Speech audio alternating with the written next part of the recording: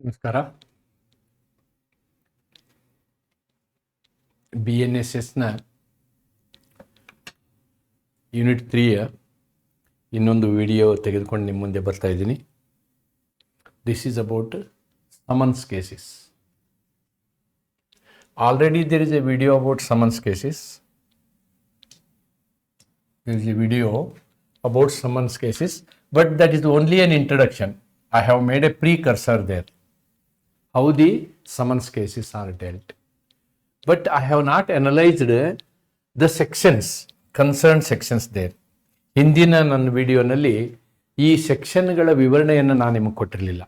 ಒಂದು summons case, warrant case, summary case ಇವುಗಳ ವ್ಯತ್ಯಾಸವನ್ನು ನಾನಲ್ಲಿ ನಿಮ್ಗೆ ಹೇಳಲಿಕ್ಕೆ ಟ್ರೈ ಮಾಡಿದ್ದೆ.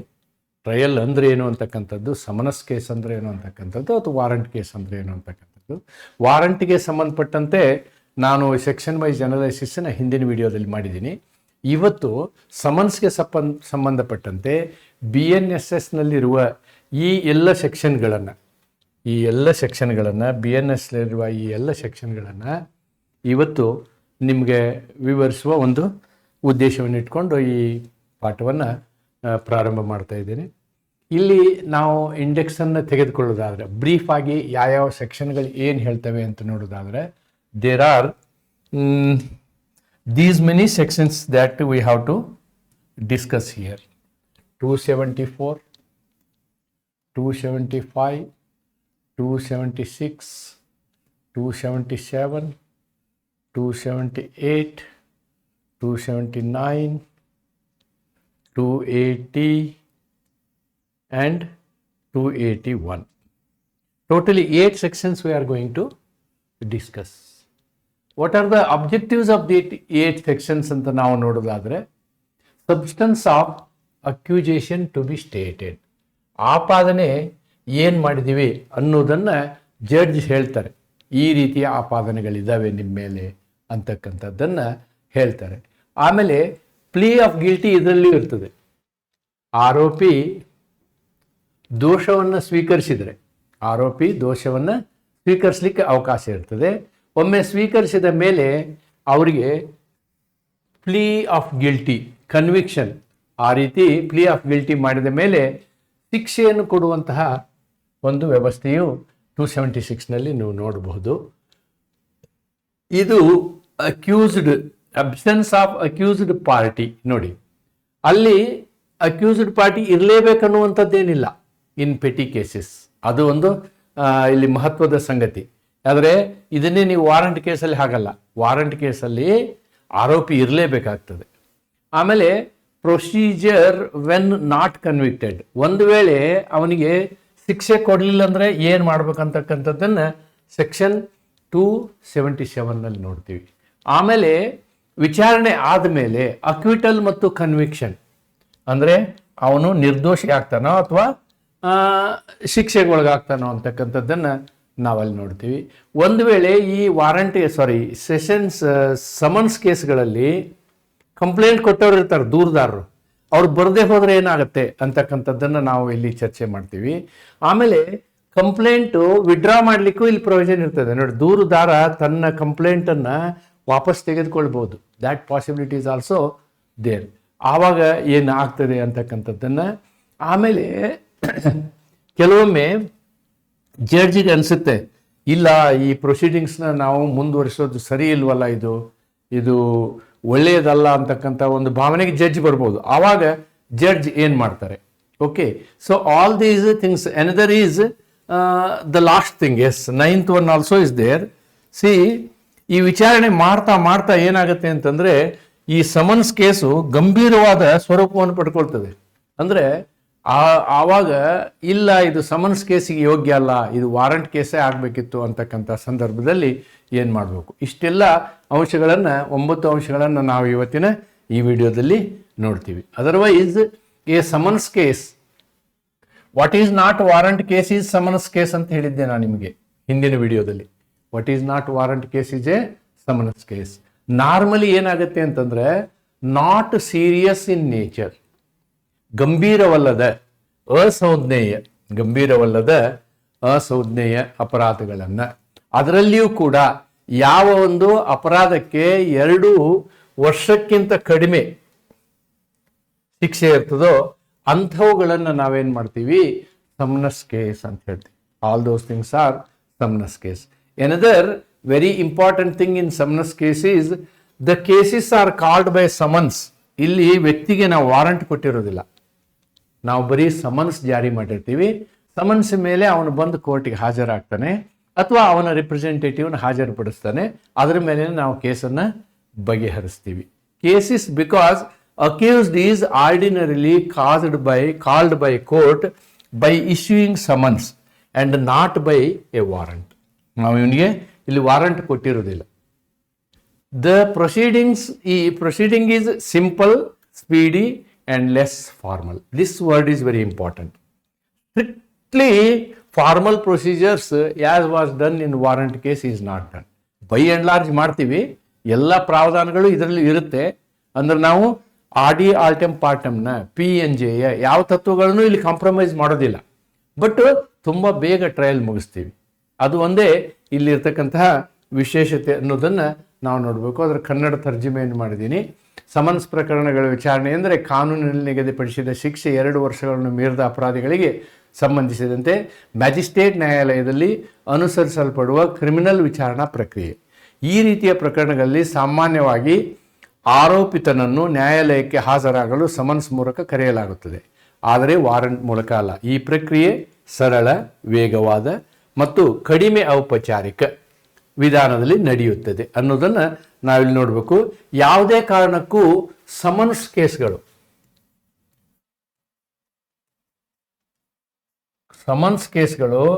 ಕೇವಲ ಮ್ಯಾಜಿಸ್ಟ್ರೇಟ್ ಕೋರ್ಟಲ್ಲಿ ನಡೀತವೆ.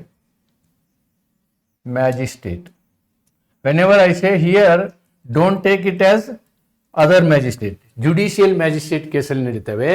They will not go to sessions court. Sessions ಕೋರ್ಟ್ಗೆ ಹೋಗೋದೇ ಇಲ್ಲ ಇವು.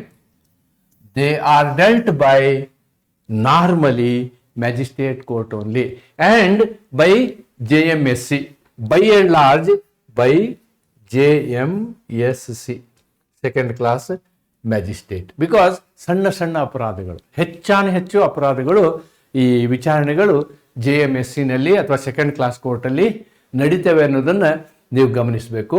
ಆಮೇಲೆ it is not at all coming to sessions court ಅನ್ನೋದನ್ನು ಕೂಡ ನೀವಿಲ್ಲಿ ಗಮನ ಹರಿಸಬೇಕು. So that is very very important. Then 274 ಏನು ಹೇಳುತ್ತೆ ನೋಡಿ, section 274. This is the first section that we are going to discuss. ಇಲ್ಲಿ ನಾವು ಆರೋಪದ ಸಾರಾಂಶವನ್ನು ಆರೋಪಿಗೆ ಹೇಳ್ತೀವಿ. The accused is informed about the substance of accusation, ಏನು ನಿನ್ನ ಮೇಲೆ ಆಪಾದನೆ ಇದೆ ಅನ್ನುವುದನ್ನು ನಾವು ಹೇಳ್ತೀವಿ. And he shall be asked weather pleads guilty or has any defence to make.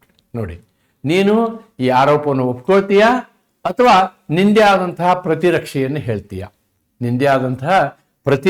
ಹೇಳ್ತೀಯಾ ಅಥವಾ ಆರೋಪವನ್ನು ಒಪ್ಕೊಳ್ತೀಯಾ ಅಂತಕ್ಕಂಥ ಒಂದು ಏನು ಮಾತನ್ನು ನಾವು ಇಲ್ಲಿ ಅವನಿಗೆ ಕೇಳ್ತೇವೆ. ಅವನಿಗೆ ಆಪಾದನೆ ಏನನ್ನೋದನ್ನು ಹೇಳ್ತೀವಿ. Unlike warrant cases, no formal charge is framed. ನೋಡಿ, ಇಲ್ಲಿ we are not framing any charge. No framing of charges, ಈ ಪ್ರೊಸೆಸ್ ಇರಲ್ಲ ರೈಟಿಂಗ್ ಅಲ್ಲಿ. No framing of charges in writing, ಈ ರೀತಿಯಾದಂತಹ ಪ್ರೊಸೆಸ್ ಇದೆಯಲ್ಲ, this is not available in summons cases. The law intentionally avoid technical rigidity and insist only on informing the accused the essential allegations. ಏನು ಆಪಾದನೆ ಅದಾವ ನಿಮ್ಮ ಮೇಲೆ ಅನ್ನೋದನ್ನ ಜಸ್ಟ್ ನಾವು ಅವನ ಗಮನಕ್ಕೆ ತರ್ತೀವಿ. ವಿ ಆರ್ ಓನ್ಲಿ ಇನ್ಫಾರ್ಮಿಂಗ್, ಅವನಿಗೆ ಹೇಳ್ತೀವಿ. We are only telling him, V are not framing the charges in writing. That is the simple way here. The section reflects the principle that fair notice, ನ್ಯಾಯಯುತವಾದಂತಹ ನಿಮಗೆ ಗಮನಕ್ಕೆ ತರುವಂಥದ್ದನ್ನು ನಾವು ಮಾಡ್ತೀವಿ. ಆದರೆ ಫಾರ್ಮಾಲಿಟಿನ follow ಮಾಡ್ಬೇಕಂತ ಏನಿಲ್ಲ. Is essence of principle of natural justice. Natural ಜಸ್ಟಿಸ್ನ ಒಂದು ತತ್ವ ಏನು ಅಂತಂದ್ರೆ, ಯಾರಿಗೆ ನಾವು ಶಿಕ್ಷೆ ಕೊಡ್ತೀವೋ ಅವರಿಗೆ ತಿಳುವಳಿಕೆ ಕೊಡಬೇಕು. ಯಾವ ವಿಷಯದ ಮೇಲೆ ನಾವು ಶಿಕ್ಷೆ ಮಾಡ್ತಾ ಇದ್ದೀವಿ, ನಿಂದೇನಾದರೂ ಅದಕ್ಕೆ ಪ್ರತಿರಕ್ಷೆ ಇದೆಯಾ ಅಂತಕ್ಕಂಥ. The accused must understand. ಅವನಿಗೆ ಗೊತ್ತಾಗಬೇಕು, ಆಪಾದಿತನಿಗೆ, ಓ ನನ್ನ ಮೇಲೆ ಯಾವ ಆಪಾದನೆ ಇದೆ ಅನ್ನೋದನ್ನ ಗೊತ್ತಾಗಬೇಕು. ಅದು ರೈಟಿಂಗಲ್ಲೇ ಇರಬೇಕಂತೇನಿಲ್ಲ, ಅದು ರೈಟಿಂಗಲ್ಲೇ ಇರಬೇಕು ಅಂತೇನು ಇಲ್ಲ. Not necessarily through a written charge. So this is the concept here. Absence of formal charge does not vitiate summons trial. ನೋಡಿ, ಇಲ್ಲಿ ನಾವೇನು ಗಮನಿಸ್ಬೇಕಂದ್ರೆ 274 ಇವರಿಗೆ ರಿಟರ್ನ್ ಚಾರ್ಜ್ ಫ್ರೇಮ್ ಮಾಡಿಲ್ಲ ಅಂತ ಹೇಳಿ ಅದೇ ಒಂದು ವಿಷಯ ಹಿಡ್ಕೊಂಡು ನಿಮ್ಗೆ ಅಪೀಲ್ ಮಾಡಕ್ ಬರಲ್ಲ. You cannot appeal. That is the concept of it. Then what is next step? Next step is section 275, ಕಲಮು 275. ಇಲ್ಲಿ ಏನ್ ಮಾಡ್ತೀವಿ ನಾವು? ಪ್ಲೀ ಆಫ್ ಗಿಲ್ಟಿ ನೋಡ್ತೀವಿ. We will see plea of guilty, ತಪ್ಪೊಪ್ಪಿಗೆ, ತಪ್ಪನ್ನ ಒಪ್ಕೊಳ್ಳೋದು. If the accused pleads guilty to the accusation, 80% case ಇಲ್ಲಿ ಹಂಗೆ ಇರ್ತವೆ, ಪೆಟ್ಟಿ ಕೇಸಸ್ ಇರ್ತವೆ. ಅವರು ಒಪ್ಕೊಳ್ತಾರೆ, ಒಪ್ಕೊಂಡ ತಕ್ಷಣನೇ ಒಂದು ದಂಡ ಹಾಕ್ತಾರೆ, ದಂಡ ಹಾಕಿ ಕಳಿಸಿಬಿಡ್ತಾರೆ. Normally this is the procedure. If the accused pleads guilty to the accusation, ಹೌದು ಸ್ವಾಮಿ ನಾನು ತಪ್ಪು ಮಾಡಿದ್ದೀನಿ ಅಂತ ಒಪ್ಕೊಂಡ್ರೆ, ದ ಮ್ಯಾಜಿಸ್ಟ್ರೇಟ್ ಶಾಲ್ ರಿಕಾರ್ಡ್, ಅವನು ಹೇಳಿದ್ದನ್ನ ಮ್ಯಾಜಿಸ್ಟ್ರೇಟು ಏನ್ ಮಾಡ್ತಾರೆ? ದಾಖಲಿಸ್ತಾರೆ. And plea as nearly as possible in the words used by the accused. Accused ಯಾವ ರೀತಿ ಹೇಳಿಕೆಯನ್ನು ಕೊಡ್ತಾನೆ ಅದೇ ಹೇಳಿಕೆಯನ್ನ ಕೋರ್ಟಿನಲ್ಲಿ ದಾಖಲಿಸಲಾಗ್ತದೆ. ಆಮೇಲೆ ಅವನಿಗೆ ಶಿಕ್ಷೆಯನ್ನು ಕೊಡಲಾಗ್ತದೆ, ಶಿಕ್ಷೆಯನ್ನು ಕೊಡಲಾಗ್ತದೆ. That is provision of section 275. See here the purpose is, conviction is discretionary. ಕೊಡ್ಲೇಬೇಕಂತೇನಿಲ್ಲ. ಇಲ್ಲೂ ಕೂಡ ನಾವು ವಾರಂಟ್ ಕೇಸಲ್ಲಿ ಹಂಗೆ ಇದೆ, ಕೊಡ್ಲೇಬೇಕಂತೇನಿಲ್ಲ. So here may is the word used. Therefore magistrate may or may not. Magistrate may or may not. ಯಾವಾಗಲೂ magistrate ಏನ್ ಮಾಡ್ತಾರೆ ಅಂದ್ರೆ, ಅವನ ಹೇಳಿಕೆ ಈ ರೀತಿ ಇದೆಯಾ ಅಂತ ನೋಡ್ತಾರೆ. ಅವನ ಹೇಳಿಕೆ ಈ ರೀತಿ ಏನು, ಇಟ್ ಈಸ್ ಈಸ್ ಓಲಿಷನ್, ಸ್ವಯಂ ಪ್ರೇರಿತವಾಗಿ, ಯಾವುದೇ ಒತ್ತಡ ಇಲ್ಲದೆ, ಅದರಿಂದ ಪರಿಣಾಮ ಏನಾಗುತ್ತೆ ಅನ್ನೋದನ್ನು ಮನಸ್ಸಲ್ಲಿ ಇಟ್ಕೊಂಡು, ಅನ್ಇಕ್ವಿಕೋಲ್ ಅಂದ್ರೆ ಅನ್ಇಕ್ವಿವೋಕಲ್ ಅಂದ್ರೆ ಯಾವುದೇ ದ್ವಂದ್ವ ಇಲ್ಲದೆ, ಕಾನ್ಸಿಯಸ್, ಇದರಿಂದ ನಾನು ಹೇಳಿಕೆ ಕೊಡೋದ್ರಿಂದ ನನ್ನ ಮೇಲೆ ಏನು ಪರಿಣಾಮ ಆಗುತ್ತೆ ಅನ್ನುವ ಜ್ಞಾನದಿಂದ, ಮತ್ತು ಸ್ವಯಂ ಪ್ರೇರಿತನಾಗಿ ಹೇಳಿಕೆ ಕೊಟ್ಟಿದ್ದಾನೆ ಅಂತಕ್ಕಂಥ ವಿಷಯವನ್ನ ಯಾವಾಗಲೂ ನ್ಯಾಯಾಲಯ ಏನ್ ಮಾಡ್ತದೆ? ಗಮನಿಸ್ತದೆ. ಹಂಗಿದ್ರೆ ಕನ್ವಿಕ್ಷನ್ ಮಾಡ್ತದೆ, ಇಲ್ಲಾಂದ್ರೆ ಮಾಡೋದಿಲ್ಲ. Contrast with warrant cases. What is warrant case? This mirrors 264 BNS but in a simple procedural manner. ನೋಡಿ, ಅಲ್ಲೂ ಕೂಡ ಇದೆ ಪ್ಲೀಡ್ ಗಿಲ್ಟಿ, ಎಲ್ಲಿ ವಾರಂಟ್ ಕೇಸಲ್ಲಿ ಇದೆ, ಇಲ್ಲಿಯೂ ಅದೇ ತರನೇ, ಬಟ್ ಸಿಂಪಲ್ ವೇನಲ್ಲಿ ಮಾಡ್ತೀವಿ ಅಂತಕ್ಕಂಥದ್ದನ್ನ ನಾವಿಲ್ಲಿ ಗಮನಿಸಬೇಕು. Then we will go to 276. What 276 says? Section 276, what it states, let us see. Conviction on plea of guilty in absence of accused in petty cases. Nodi, this is the speciality. In all criminal jurisprudence, the concept is presence of accused. ಏನೇ ನಡೆದ್ರು ಅವನು ಬೆನ್ನಿಂದ ನಡಿಬಾರ್ದು, ಅವನು ಎದುರುಗಡೆನೇ ನಡಿಬೇಕು ಅಂತ. That is the principle of natural justice. ಶಿಕ್ಷೆ ಕೊಡುವ ದಿನವೂ ಕೂಡ ಅಲ್ಲಿ ಆರೋಪಿ ಇರಬೇಕು. ಆದರೆ ಸಮನ್ಸ್ ಕೇಸಲ್ಲಿ ಇದು ಒಂದು ಅಪವಾದ. ಆ ಅಪವಾದವನ್ನು ನಾವು ಸೆಕ್ಷನ್ 276 ನಲ್ಲಿ ನೋಡ್ತೀವಿ. See what it says. Provides a special and simplified procedure in summons cases, allowing the accused to plead guilty without personally appearing before the court. ತಾನು ಸ್ವತಃ ಕೋರ್ಟ್ ಮುಂದೆ ಬರ್ಬೇಕಂತೇನಿಲ್ಲ. The provision is meant to save, ನೋಡಿ ಅವನು ಬಿಸಿ ಬಡಿ ಇರಬೇಕು, save time, cost and inconvenience in minor offences where accused does not wish to contest the case. ಯಾವಾಗ ಆ ವ್ಯಕ್ತಿ ಒಪ್ಕೊಳ್ಳಕ್ ರೆಡಿ ಇರ್ತಾನೆ, ಆಪಾದಿತ ಒಪ್ಕೊಳ್ಳಕ್ ರೆಡಿ ಇರ್ತಾನೆ, ರೆಡಿ ಇದ್ದ ಸಂದರ್ಭದಲ್ಲಿ ತಾ ಬರ್ಬೇಕಂತೇನಿಲ್ಲ. ಒಪ್ಪಿಗೆ ಮಾಡುವಂತಹ ಸಂದರ್ಭದಲ್ಲಿ ತಾನು ಬರಬೇಕಂತೇನಿಲ್ಲ. ಸಾಮಾನ್ಯವಾಗಿ ವಕೀಲರ ಮುಖಾಂತರ ತಪ್ಪೊಪ್ಪಿಗೆಯನ್ನು ಅವನು ಹೇಳಬಹುದು ಅನ್ನೋದನ್ನು ನಾವು ಸೆಕ್ಷನ್ 276 ನೋಡ್ತೀವಿ. ಇದರಲ್ಲಿ ನೋಡಿ, ಅದರಲ್ಲಿ 2 ಪ್ರೊಸೀಜರ್ ಇದೆ. I think 1, 2, there are 2 steps. Both the steps will see. Subsection 1 ಏನು ಹೇಳುತ್ತೆ? Subsection 1 talks about by post or messenger. ನೀವು ಯಾರ್ದಾರ ಕಡೆ ಬರೆದು ಕಳಿಸ್ಬೋದು ಅಥವಾ ಪೋಸ್ಟ್ ಮುಖಾಂತರ ಹೇಳ್ಬೋದು. When a summons is issued under section 229, the accuser may choose to plead guilty without coming to court. For this purpose, he must send a letter to the magistrate clearly stating that his plea of guilty along with the amount of fine mentioned in the summons. ಆ ಸಮನ್ಸ್ನಲ್ಲಿ ಎಷ್ಟು amount ದಂಡ ಹಾಕಬೇಕು ಅಂತ ಹೇಳಿ propose ಮಾಡಿರ್ತಾರೋ ಅಷ್ಟು amount ಅವನು ಏನು ಮಾಡಿಬಿಡ್ಬೇಕು, ಕಳಿಸ್ಬೇಕು. ಮತ್ತು ಪೋಸ್ಟ್ ಮುಖಾಂತರ ಅಥವಾ ಯಾವುದೇ ವ್ಯಕ್ತಿಯ ಮುಖಾಂತರ ಆ ರೀತಿ ಹೇಳಿ ಕಳಿಸ್ಲಿಕ್ಕೆ ಏನಾಗಿದೆ, ಸಬ್ಸೆಕ್ಷನ್ 1 ಪ್ರೊವಿಷನ್ ಇದೆ. ಸಬ್ಸೆಕ್ಷನ್ 2 ಏನಾಗುತ್ತೆ ಅಂತಂದ್ರೆ ಇದು ಮ್ಯಾಜಿಸ್ಟ್ರೇಟ್ ಅವರಿಗೆ ವಿವೇಚನಾಧಿಕಾರವನ್ನು ಕೊಡ್ತದೆ. ಸಬ್ಸೆಕ್ಷನ್ 2 ಈ ಮ್ಯಾಜಿಸ್ಟ್ರೇಟ್ ಅವರಿಗೆ ವಿವೇಚನಾ ಅಧಿಕಾರವನ್ನು ಕೊಡ್ತದೆ. ಏನು? On receiving such plea magistrate may at his discretion convict the accused in his absence and impose fine specified in the summons. ಸಮನ್ಸ್ನಲ್ಲಿ ಹೇಳಲಾದಂಥ ಅಮೌಂಟನ್ನು ದಂಡ ಅಂಥೇಳಿ ತೀರ್ಪು ಕೊಡ್ಬೋದು. The amount already sent by the accused shall be adjusted towards the fine. ಆಮೇಲೆ ಇದಕ್ಕೆ advance ನೀವೇನು ಮಾಡ್ಬೋದು, ಅವ್ನು ಕಳಿಸಂಥ ಹಣನ ಅದಕ್ಕೆ ಅಡ್ಜಸ್ಟ್ ಮಾಡ್ಬೋದು. Alternatively if N authorised advocate, ನೋಡಿ ಒಂದು ವೇಳೆ ಅಡ್ವೊಕೇಟ ಪ್ಲೀಡ್ ಮಾಡ್ತಿದ್ರು ಅಂತ ಇಟ್ಕೊಳ್ಳಿ, ಆವಾಗ ಅಡ್ವೊಕೇಟ್ ಅಮೌಂಟ್ ಕಟ್ಟಲಿಕ್ಕೆ ಅಲ್ಲಿ ಒಪ್ಕೊಳ್ತಾರೆ. Pleads guilty on behalf of the accuse. The magistrate shall record the plea as nearly as possible as per advocate's words and may convict and sentence the accused accordingly. So this is the provision for pleading guilty. Then section 277. Section 277 talks about procedure when not convicted. ಒಂದು ವೇಳೆ ಶಿಕ್ಷಣೆ ಆಗಲಿಲ್ಲ ಅಂದರೆ ಏನು ಮಾಡಬೇಕು ಅನ್ನೋದನ್ನು ಈ 277ರಲ್ಲಿ ನಾವು ನೋಡ್ತೀವಿ. lays down the normal course of trial in a summons case. Summons ಕೇಸಲ್ಲಿ ಒಂದು ಟ್ರಯಲ್ ಏನು ನಡೆಯುತ್ತೆ, does not convict the accused under 275 or 276 ಯಾವುದರಲ್ಲೇ ಆಗಲಿ. ಇಲ್ಲಿ ಅವನ್ನ ಅಕಸ್ಮಾತು ನೀವು ಶಿಕ್ಷೆಗೆ ಒಳಪಡಿಸಲಿಲ್ಲ ಅಂದ್ರೆ in such case the case proceeds to a full but simplified trial. ಅಂದ್ರೆ ಗಿಲ್ಟಿ ಆಗಲಿಲ್ಲ ಅಂತಂದ್ರೆ it will go to trial situation. That trial situation is like this. First step, first subsection ಏನು ಹೇಳುತ್ತೆ ಇಲ್ಲಿ ಅಂತಂದ್ರೆ hearing prosecution and defence.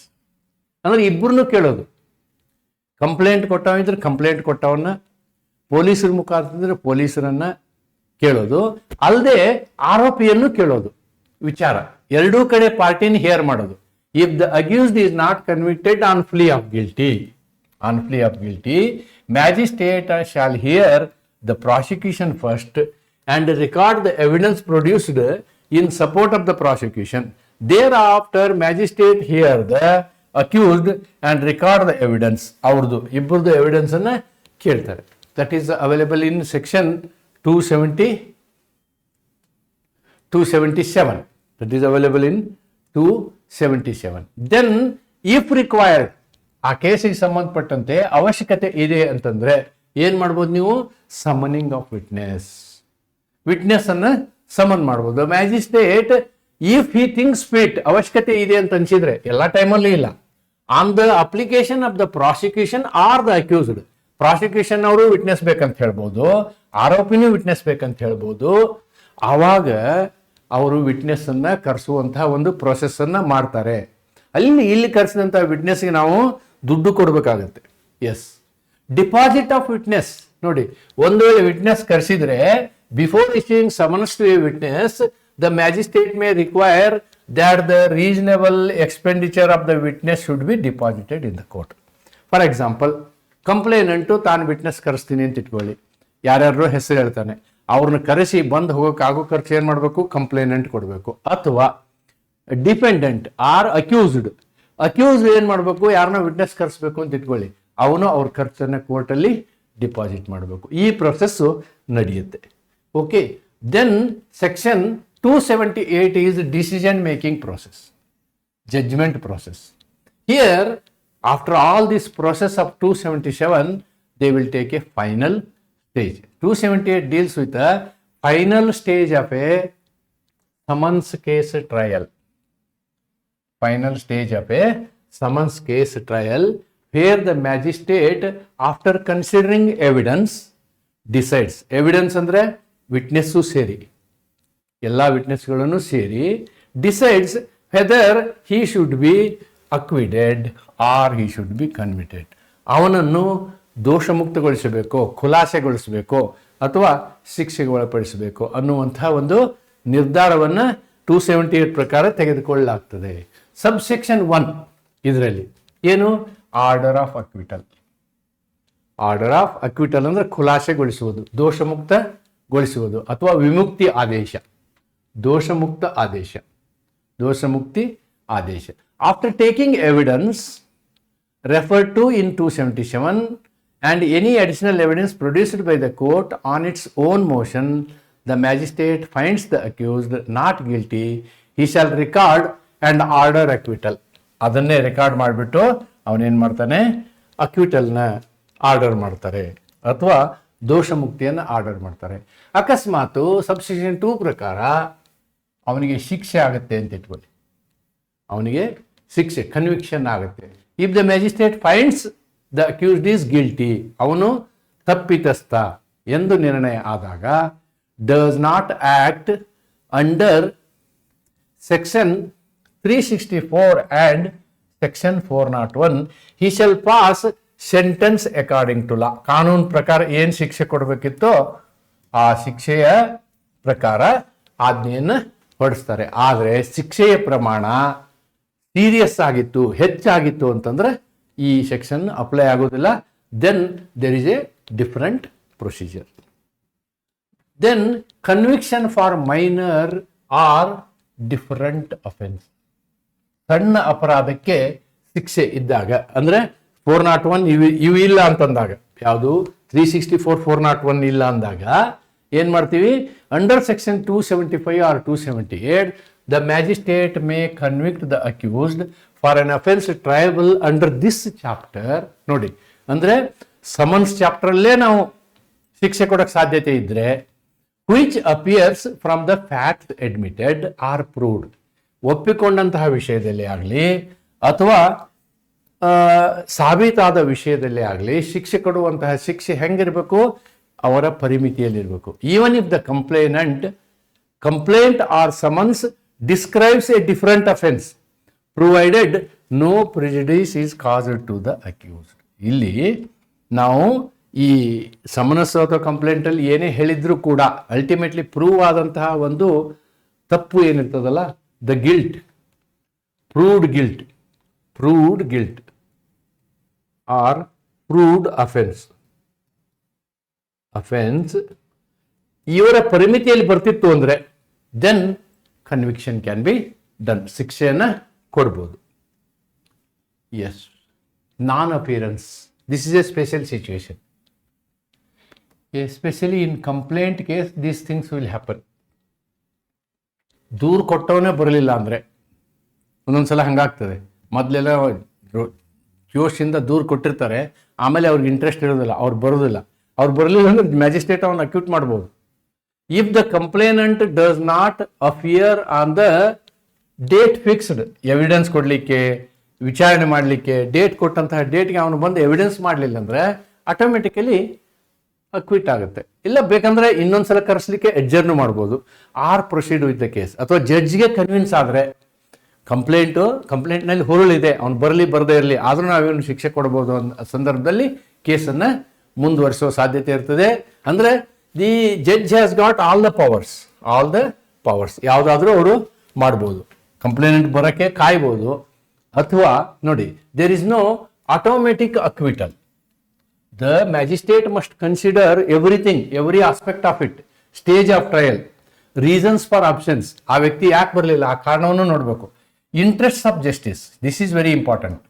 We have to underline this point. What is interest of justice? ನಿಜವಾಗಿಯೂ ತಪ್ಪಾಗಿದೆ ಅಂತಂದ್ರೆ complaint ಬರದೇ ಹೋದ್ರೆ ಏನಾಯ್ತು, ಬೇರೆ ದಾಖಲೆಗಳಿದ್ರೆ ಕೇಸ್ನ ಪ್ರೊಸೀಡ್ ಮಾಡ್ಬೋದು. This prevents abuse of process by complainants. ನೋಡಿ, ಈ ಕಂಪ್ಲೇನೆಂಟ್ಗಳು ಈ ಪ್ರೊಸೆಸ್ನ ದುರುಪಯೋಗನೂ ಪಡಿಸ್ಕೊಳ್ಳಾರ್ದ ರೀತಿಯಲ್ಲಿ ನಾವು ಇದನ್ನು ಹ್ಯಾಂಡಲ್ ಮಾಡಬೇಕಾಗ್ತದೆ ಅನ್ನೋದನ್ನು ನಾವಿಲ್ಲಿ ಗಮನಿಸಬೇಕು.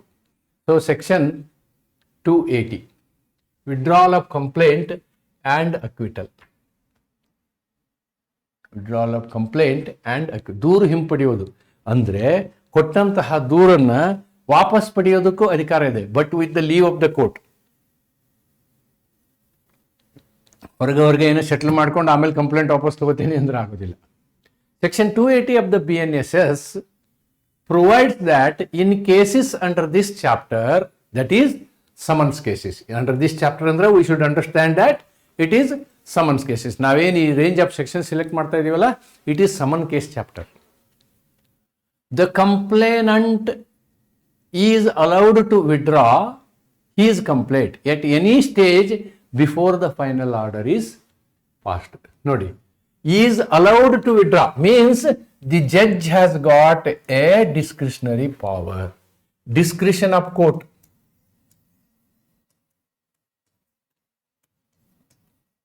Of court. ಮ್ಯಾಜಿಸ್ಟ್ರೇಟ್ ಅವರ ವಿವೇಚನೆಗೆ ಬಿಟ್ಟು ವಿಚಾರ ಅದು. ಅವರು ಅಲೌ ಮಾಡಿದ್ರೆ at any stage before the final order is passed, subject to the satisfaction of the magistrate. ನೀವು ಪ್ಲೀಡಿಂಗ್ ಗಿಲ್ಟಿ ಅಂತ ಒಂದು ಚಾಪ್ಟರ್ ಬರ್ತದೆ, ಅಲ್ಲಿ ಇದನ್ನು ಡೀಟೇಲ್ ಚರ್ಚೆ ಮಾಡ್ತೀವಿ ನಾವು.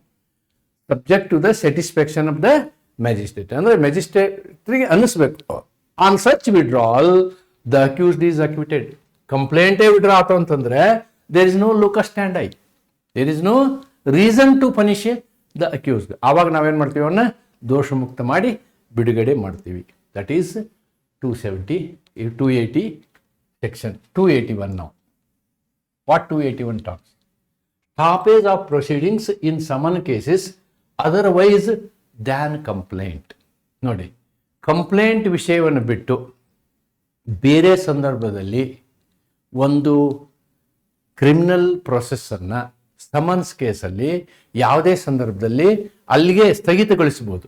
ಇಟ್ ಕ್ಯಾನ್ ಬಿ ಸ್ಟಾಪ್ಡ್, ಸ್ಥಗಿತಗೊಳಿಸುವುದು ಅಂತಾರೆ. Applies to summons cases instituted otherwise than complaint. Otherwise than complaint ಅಂದ್ರೆ normally police case on police report. Normally police report. It empowers the magistrate. ಮ್ಯಾಜಿಸ್ಟ್ರೇಟ್ಗೆ ಅಧಿಕಾರ ಇದೆ ಏನಕ್ಕೆ? To stop the proceedings at any stage without delivering a full judgment for reasons to be recorded. ಇದರಲ್ಲಿ 2 reason ಇದ್ದಾವೆ, ನೋಡೋಣ.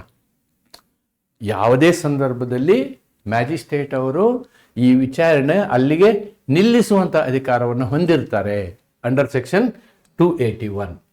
ಒಂದನೇದು authority to stop proceedings. Authority, ಇವರಿಗೆ ಅಧಿಕಾರ.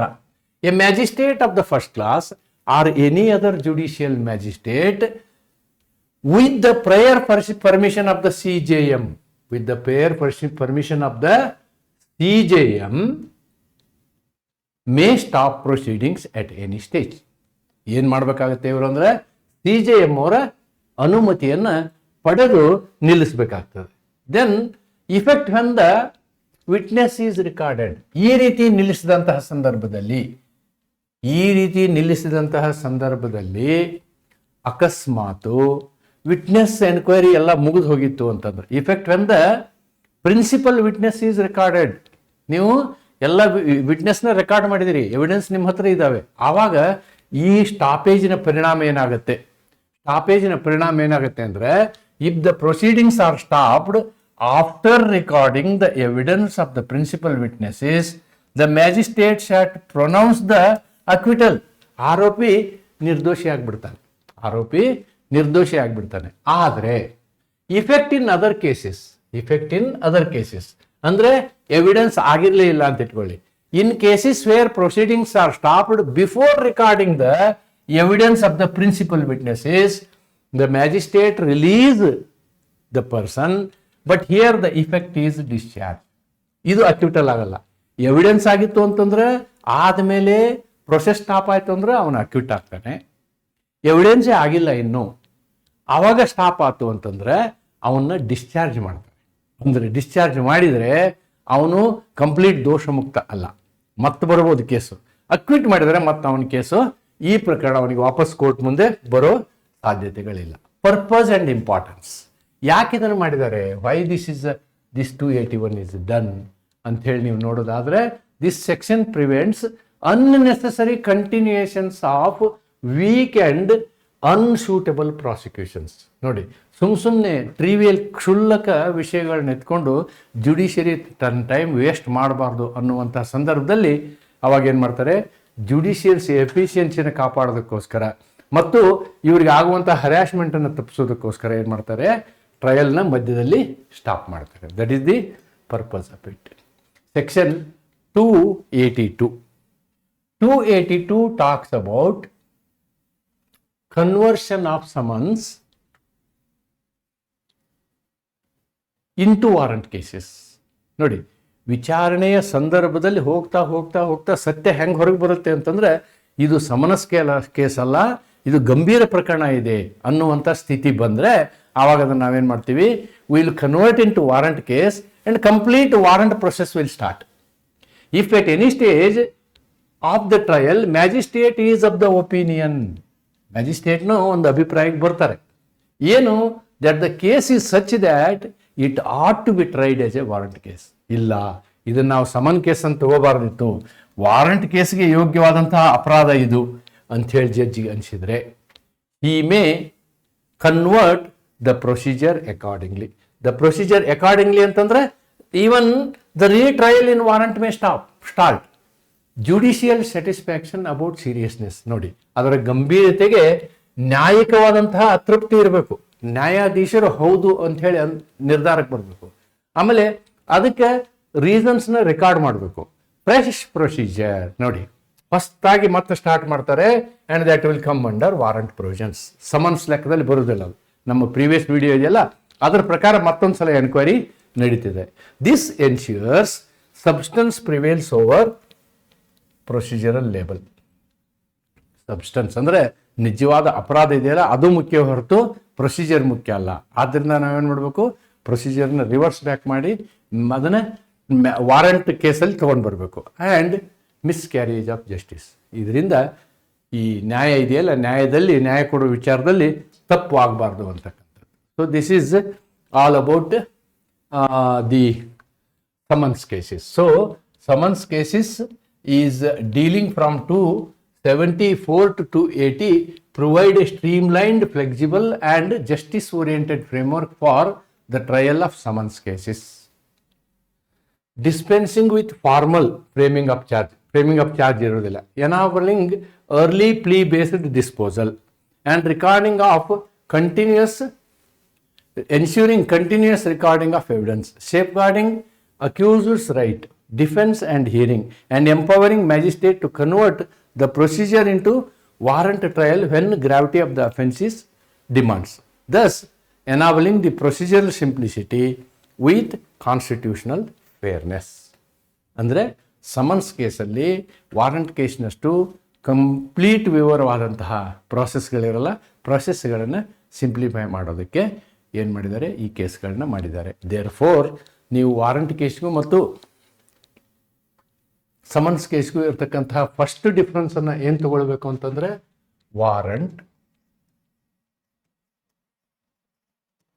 And summons. Warrant case may go to sessions court also. ಇದು sessions ಕೋರ್ಟ್ಗೆ ಹೋಗಲ್ಲ. Number 2, charges framing of charges in writing. Here only information. Then third one is here all formal, everything goes according to this one. Here it is non-formal.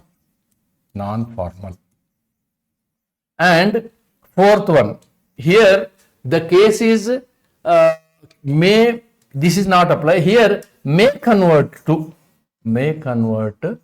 to warrant also. ಆ chances ಇಲ್ಲಿದೆ. ಆವಾಗ ಏನಾಗುತ್ತೆ, case will come this side. That's it. This is all about summons cases ಅಂತ ಹೇಳ್ತಾನೆ ಇವತ್ತಿನ ಈ ವಿಡಿಯೋನ ಇಲ್ಲಿಗೆ ಮುಕ್ತಾಯಗೊಳಿಸುವ ಸಮಯ. And my next video will be on summary trial. Summary trial. This is a separate head. Summary trial is a separate head. I am coming with a detailed analysis of summary trial in my next video. That is also very, very important. ಇದರ ನೋಟ್ಸ್ಗಳನ್ನು ನಾನು ನನ್ನ Telegram ಚಾನಲಲ್ಲಿ ಕೊಡ್ತೀನಿ ಅಂತ ಹೇಳ್ತಾ ಇವತ್ತಿನ ಈ ವಿಡಿಯೋನ ಇಲ್ಲಿಗೆ ಮುಗಿಸ್ತೇನೆ. ಇಲ್ಲಿವರೆಗೆ ವಿಡಿಯೋ ಮಾಡೋದು ಸ್ವಲ್ಪ ಲೇಟ್ ಆಗಿತ್ತು ಅಂತಂದರೆ ನನ್ನ ಆರೋಗ್ಯದ ವಿಷಯ. ಇವಾಗ ಪರವಾಗಿಲ್ಲ. I am able to continuously do the classes. I will come up with the next class on summary trial. Thank you.